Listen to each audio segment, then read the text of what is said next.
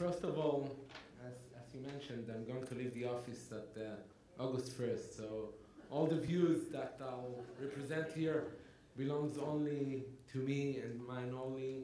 And by no way I would like to obligate or represent the Prime Minister or the Prime Minister's office. Second, I think that I've dealt with my staff with the relationship between Israel and diaspora for the last 2 years, and things that are seen from here are different from what they've seen when you sit as a citizen in one of the chairs over there, or that you live in New York. You understand the priorities that one needs to make as Prime Minister Netanyahu or Prime Minister Olmert when they are coming to take a decision. But let's start with the first question that was posed here is who gave or who founded the State of Israel, preserved it over the years? I think that Israelis among the audience, certainly ones that have served in the army or ones that, like parents that were on budget food during the 50s, do not think that they were given the State of Israel by the diaspora. And I think we need to take that away from the conversation, because I think there are two equals here that have mutual goals and responsibilities over the Jewish people, and we are certainly facing a junction. And the question is, where do we go from here? Israel is very strong. Yes, Israel is much stronger than it was 60 years ago.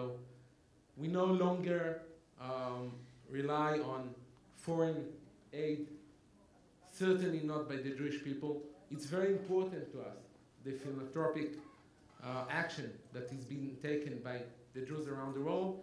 But at the end of the day, yes, we are responsible for everything that is going on in Israel. And if the Jewish agency will decide that it's no longer taking responsibility over Kfar Noar, Israel, we know how to deal with it. It will be very hard. To the person that's going to replace me, Ellen, he's going to face hard time for looking for the money, but at the end of the day, he'll make it. But the question is, okay, where do we go from here? First of all, in the first 60 years, it was very clear what's the mutual goal: to bring Jews to Israel. Zionism was the name of the game, and Aliyah was very important for the future of the State of Israel and for the future of the Jewish communities. Most of the Aliyah came from communities in need. It was a rescue Aliyah and not one of a choice. One of a choice is one that is becoming a fashion now, and this is maybe the only one who's left. But at the end of the day, most of the Aliyah wasn't out of choice, but rescue communities basically in the East and in Russia. And it was very important to us that the Jewish people will be part of making this Aliyah. I think without the help of the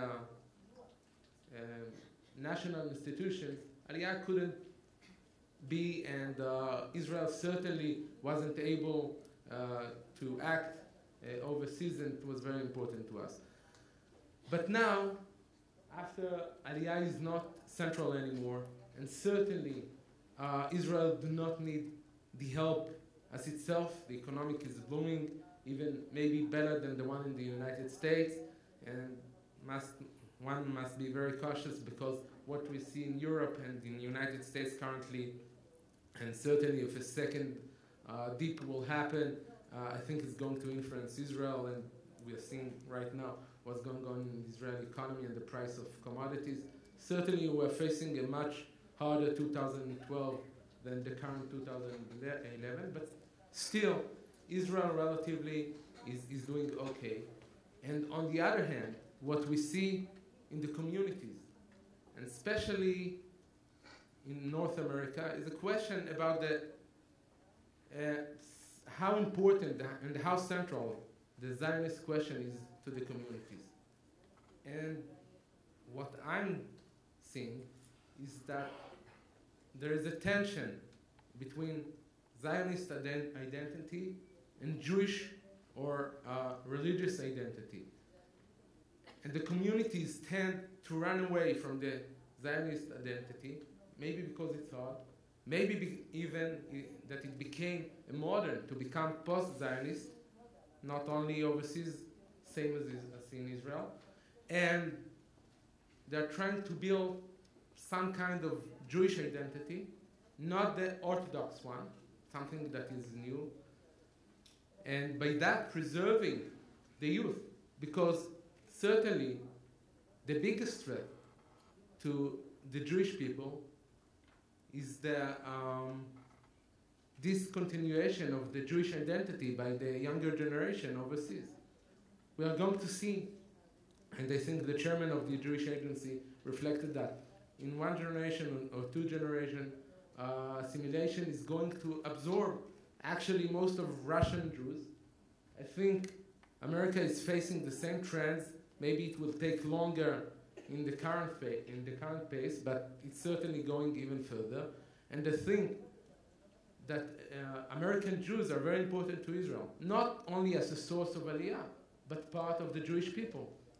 And I think it's part of our responsibility to make sure that Jewish people will exist wherever it is, and this is part of our responsibility. And by that, I think that I agree with you, not just because it's becoming gold, because Israel is central to the Jewish people, and Israel assumes responsibility over the Jewish people, not only today.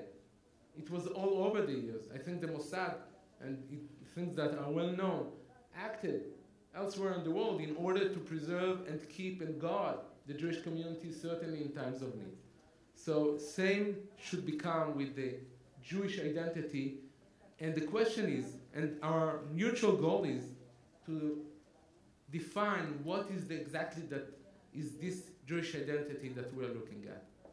And what I'm seeing here is that we're trying to cover the disagreements that we have about what's the substance of this Jewish identity. Because I think, and most Israelis, and certainly, as I know, the ministers and the prime ministers of Israel, through the generations, the Jewish identity is part and must be part of Zionist identity, and Israel as the final destination for the Jewish people.